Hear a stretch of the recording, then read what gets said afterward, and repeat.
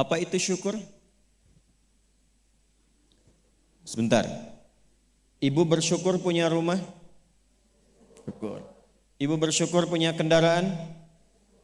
Bersyukur punya keluarga? Ada suami, ada anak-anak, bersyukur? Baik. Yakin? Bersyukur diberikan pakaian? Yakin? Masa? Nah, sekarang apa itu syukur? Syukur itu pelan-pelan.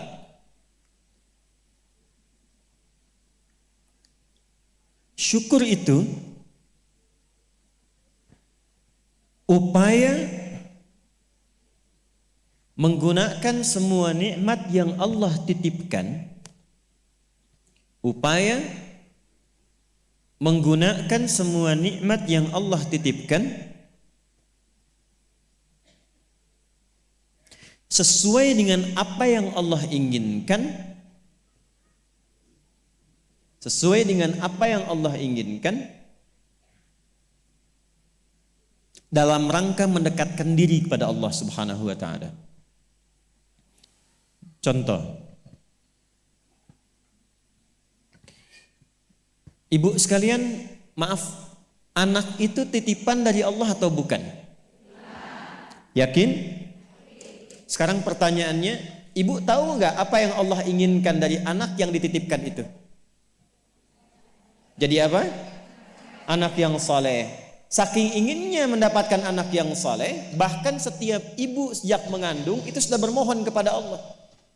Itu ada di Quran surah ke-7 Al-A'raf di ayat 189 di ujung ayatnya.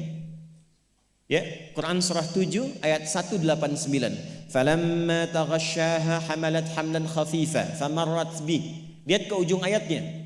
Falamma athqalat da'wallaha rabbahuma la in ataitana salihah lanakunanna minasyakirin. Suami istri itu kalau istrinya tengah mengandung, kemudian menjelang fase-fase kelahiran, sangat berharap dan berdoa mohon pada Allah, semoga anak yang terlahir ini menjadi anak yang soleh. Sepakat, Bu? Setiap ibu menginginkan anaknya menjadi anak yang soleh. Sepakat? Pertanyaannya, apakah betul kemudian setiap ibu yang sudah Allah titipkan anak dalam kehidupannya betul-betul mensyukuri nikmat titipan itu? Saya tanyakan pada ibu, anak ibu itu disekolahkan di mana? Kenal Allah atau tidak? Diajarkan sholat atau tidak? Diberikan pakaian yang menutup aurat atau tidak? Perhatikan definisi syukur tadi. Menggunakan semua nikmat, upaya menggunakan semua nikmat sesuai dengan apa yang Allah inginkan. Ibu punya anak perempuan, katanya ibu syukuri diberikan itu. Sampai ibu bikin akikah, sampai undang tetangga, sampai selamatan. Tapi setelah dia bahkan menjelang balik, ibu kasih pakaian yang membuka auratnya. Itu bukan syukur namanya. Disekolahkan di tempat yang bahkan dia tidak mengenal Allah. Dikejar sampai di sininya nih. Nggak salah. Dilesin matematika, nggak salah, bagus. Les fisika, bagus. Les kimia, bagus. Ikut bimbel, bagus. Masuk kampus top, bagus. Tapi nggak kenal Allah, di mana syukurnya? Satu, lihat pakaian yang selama ini Allah berikan kepada ibu sebagai titipan, dan itu akan dihisap. Buka lemari pakaiannya. Coba cek, ada nggak satu bagian pakaian yang belum pernah dipakai untuk ibadah? Coba lihat ketika beli tas mewah, sepatu baru, pakaian baru, sudah pernah dipakai ibadah belum? Jangan-jangan beli tas itu hanya untuk dipakai keundangan saja. Jadi ketika manusia mengundang, beli yang baru. Kenapa ketika Allah yang mengundang 5 kali dalam sehari, bahkan untuk memberikan solusi kehidupan, yang baru itu nggak pernah dipakai? Oh, kenapa pada diam? Satu, merasa ya. Satu. Jadi di titik ini, terkadang ada orang yang menuntut dari Allah kenyamanan hidup, ketenangan, kedamaian. Tapi ketika Allah memberikan apa yang diinginkan, tidak menggunakan nikmat itu yang membuat dia damai. Tidak menggunakan titipan itu yang membuat dia tenang dalam kehidupan. Karena itu saya ingin memulai dengan mengajak kita semua, ayo kita lihat lagi apa saja titipan Allah yang telah dititipkan dalam kehidupan ibu dan bapak yang ada di luar saat ini sampai dengan detik ini. Kalau ingin mendapatkan ketenangan di dunianya, ketenangan di alam kuburnya, sampai pulang ke akhirat nanti, maka pastikan berusahalah untuk menjadi golongan yang sedikit itu. Gunakan semua nikmat itu pada hal yang Allah inginkan. Jika itu sudah dilakukan, saya berikan rahasia. Ini antara kita saja. Coba ibu buka surat ketiga. Belakang kedengeran gak? Alhamdulillah. Belakang kedengeran? Tidak. Kok bisa jawab? Surah 3 ayat 35 sampai 37. Quran surah 3 ayat 35 sampai 37. Sudah? إذ قالت امرأة عمران رب إني نذرت لك ما في بطني محررا فتقبل مني إنك أنت السميع العليم. Perhatikan, ini kisah tentang Hannah. Saya hanya akan ambil kisah ibu saja dalam Quran.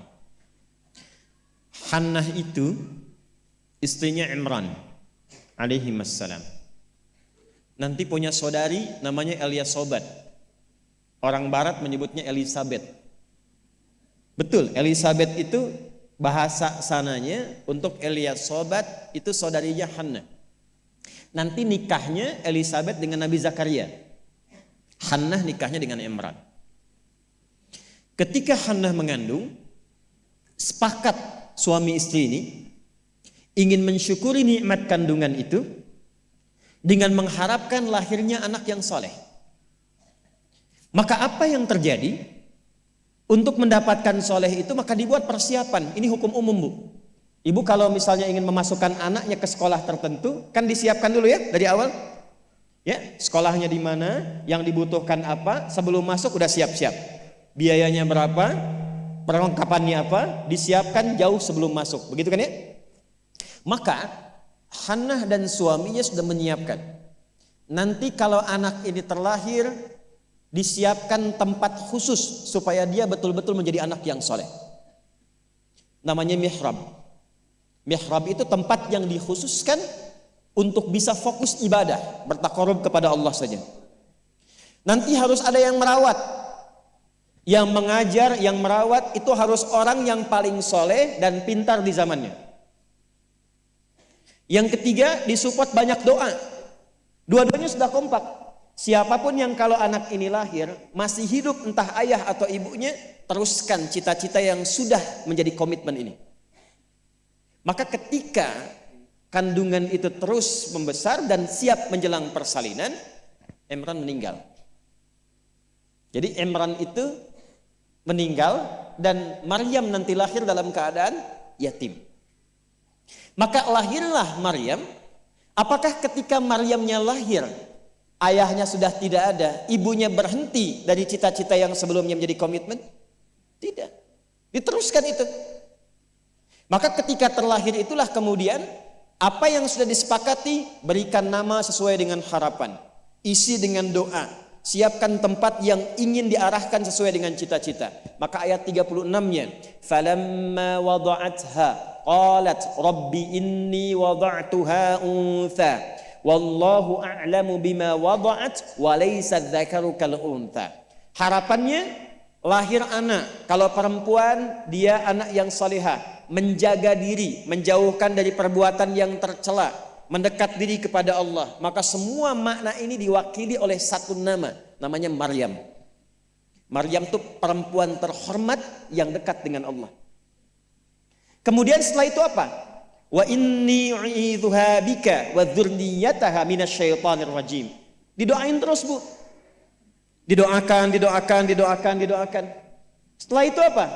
Dipilihkan sesuai amanat dan kesepakatan dengan suami, cari orang paling pintar dan paling soleh. Dulu banyak yang berebut. Singkatnya terpilihlah Nabi Zakaria alaihissalam. Setelah itu apa? Buatkan tempat yang mendukung anak ini menjadi soleh dan dekat dengan Allah. Maka dibuatkan mihrab. Apa yang terjadi? Ketika mihrabnya sudah siap, yang mendidiknya sudah siap, doanya mengalir, namanya sesuai dengan harapan, maka orang tua itu tidak sulit lagi untuk merawatnya. Setelah itu Allah yang berkenan memperhatikan sampai tumbuh dewasanya. Perhatikan ayat 37-nya. Fataqabbalaha rabbuha biqabulin hasanin wa ambataha nabatan hasana wa kaffalaha Zakaria. Satu, Zakariyanya ada. Kullama dakhala 'alaiha Zakaria al-mihrab. Dua. Wajada 'indaha rizqa. Qala ya Maryam anna laki hadha? Qalat huwa min 'indillah. Innallaha yarzuqu man yasha bighairi hisab. Jadi doanya sudah, namanya sudah, yang mendidiknya sudah, tempatnya sudah. Kalau itu 4 terpenuhi, kata Allah, kamu hei Hannah, gak usah lelah lagi merawat anakmu itu. Biarkan aku dengan kehendakku yang memudahkan semua perawatan anakmu sampai tumbuh dewasa. Demi Allah Bu, setiap butuh apapun, orang tuanya tidak susah. Setiap akan diantar makanan, makanan sudah ada. Mau diantar pakaian, pakaian sudah ada. Dan semua pertumbuhannya langsung diperhatikan oleh Allah. Jadi ketika syukur itu diterapkan dalam kehidupan, maka seorang hamba akan beralih dari hamba biasa statusnya menjadi hamba yang istimewa di hadapan Allah Subhanahu wa taala. Ini yang ingin saya contohkan. Bersyukur itu bukan hanya sekedar mengungkapkan alhamdulillah atas nikmat yang diperoleh, tapi ada peluang untuk menambah nikmat-nikmat lanjutan. Ini ayat ini yang menginspirasi Al-Imam Asy-Syafi'i. Imam Ahmad bin Hanbal. Tidak banyak orang tahu Imam Syafi'i itu single parent Bu ibunya. Imam Ahmad bin Hanbal itu single parent. Jadi begitu dititipkan anak laki-laki Imam Ahmad, bapaknya meninggal, ibunya yang gendong sana sini. Musim dingin, dimasakin air. Kan belum ada water heater waktu itu. Dimasakin Bu, malam-malam, diwuduin pakai air hangat. Digendong oleh ibunya ke masjid, ke halakoh-halakoh para ulama, disimpan, selesai digendong, dibawa lagi. Apa yang terjadi? Ketika semua nikmat dititipkan anak itu disyukuri sesuai dengan apa yang Allah kehendaki, jadilah Imam Ahmad. Ibu kenal Imam Al-Bukhari? Ayo bilang kenal. Ini juga sama, single parent. Bahkan lebih dahsyat lagi, Imam Al-Bukhari itu saat lahir ayahnya meninggal, usia 2 tahun matanya buta. Dan dokter mengatakan pada masa itu ini buta permanen, gak akan sembuh. Apa yang menjadikan kemudian matanya sembuh sampai jadi orang paling hebat di zamannya dan melahirkan karya besar Sahih Al-Bukhari. Wa qalilun min ibadiyasy syakur. Ibunya. Jadi betul-betul mensyukuri nikmat diberikan seorang anak, dititipkan seorang anak. Jadi nggak pernah lihat Bu. Jangan lihat kata orang ini anak si fulan, misalnya si fulana ini kurang begini, anak si fulana autis, anak si fulana begini, nggak ada. Nggak ada satu anak pun terlahir yang tidak punya keistimewaan, itu tidak ada. Tanamkan pada hati yang paling dalam. Dalam kondisi apapun Allah menitipkan anak pada ibu, itu ada keistimewaan di dalamnya yang menyempurnakan kebahagiaan dalam rumah tangga. Pernah ada seorang ibu sedih karena begitu terlahir anaknya divonis lumpuh otak, cerebral palsy, lumpuh otak.